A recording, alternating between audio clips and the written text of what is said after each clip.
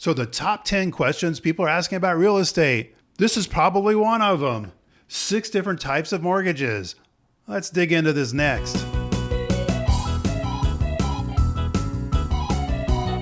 Hey, Dave Edwards, Treasure Valley Dave here, and we're going to talk about one of the top 10 questions that people ask about real estate.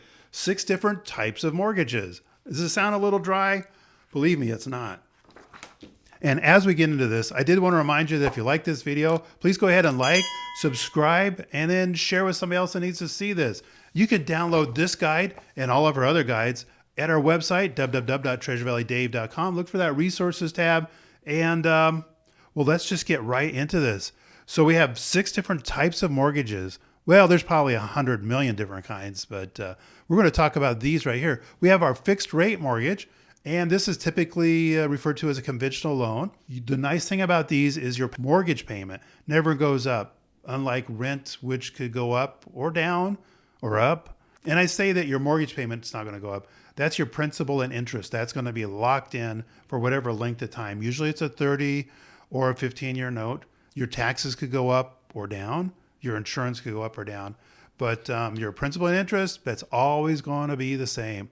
30 and 15 years are the normal lengths of time, but they can be different. It could be 10 years, or back in the old days, I remember they were talking like 40 or 45 years. Oh my gosh, that's gotta be scary.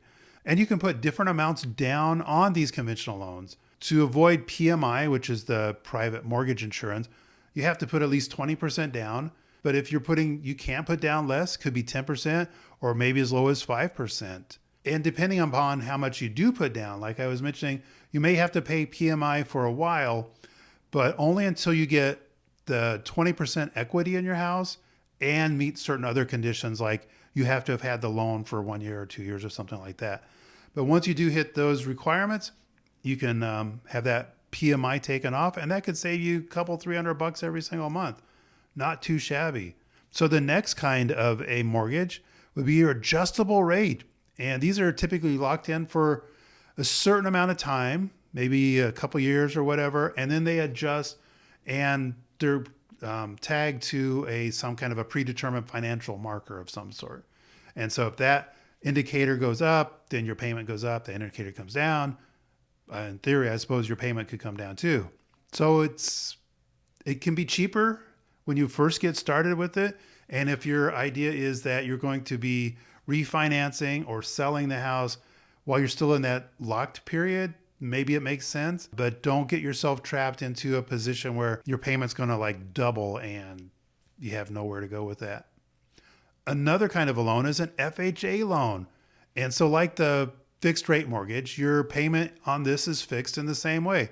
This does have the PMI, that private mortgage insurance. The thing with the FHA loan though is the PMI is always going to stay with the loan until you pay it off. And you can't have it go away like you can with a conventional loan. But the minimum down is 3.5%. So that's quite a bit cheaper than what you'd normally expect to pay for a conventional loan. Also, there are programs that can help certain people, like first-time buyers, with their down payment. And sometimes these are grants that you've been in the house for a while, then you don't have to pay them back. If you only in there for a short time, then sometimes you do. And your lender can really answer all the different questions about that. And then some places have programs. I know a lender that his bank has a program where you can start saving for your down payment. And there's all these great incentives that are matching or whatever the program is at this particular time. So there are different things. The most important thing to take away from that is to talk with your trusted lender about this. A VA loan. So if you've served in the military or you've earned eligibility for using the VA loan, sometimes maybe that's you're the widow of a vet or something like that, then you have that eligibility, and you can use your eligibility multiple times, not just one time, one and done. But the thing is, the first time you use it, there's this VA funding fee, and that is waived. The second time you use it, that is not waived. And this is sort of like a PMI type of a thing, but it's all paid in one lump sum up front. It's typically just rolled into the loan.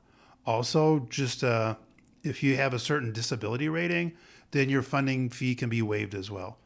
Again, great questions to talk over with your lender. So when using your VA to get a loan, you can get into the house with zero down. And there may still be some closing costs or costs like a home inspection and things like that. And you'll have to come up with the earnest money. But I have seen several times where vets go through the process and they get all their earnest money back at closing because they went in with zero down. So that can be very handy. The thing is, if you don't put any money down, your payment's going to be higher. So if that works for you, that's absolutely great. Just kind of a side note here, an RD loan, that's a rural development loan. That's sort of similar to a VA loan in that you can also get into that for zero down.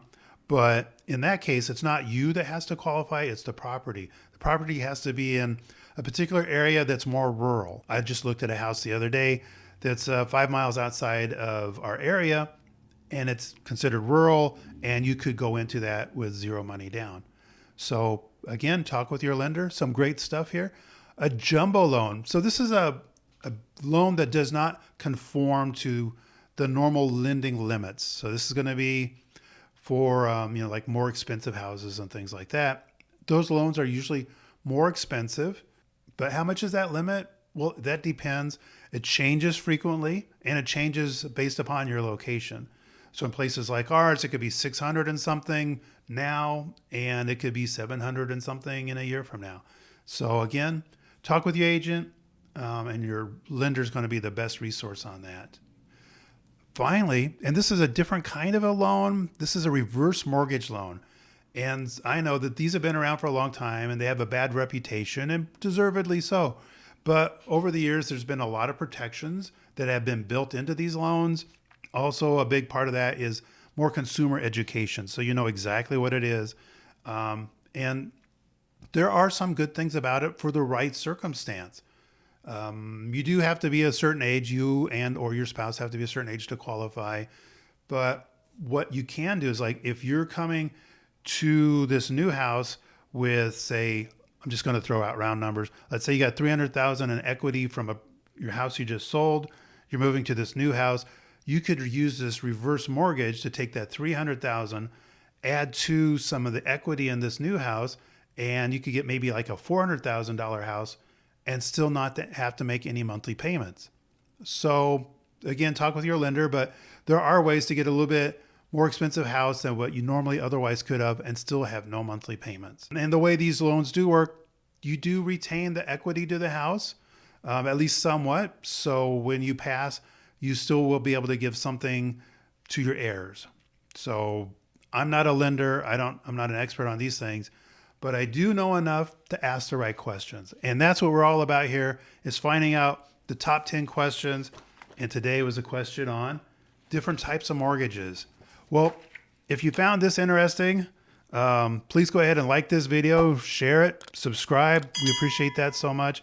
And we're going to have more of these questions answered. So make sure you do subscribe so you don't miss out on any of these. Well, for the time being, it's Treasure Valley Dave, always looking forward to helping you get home.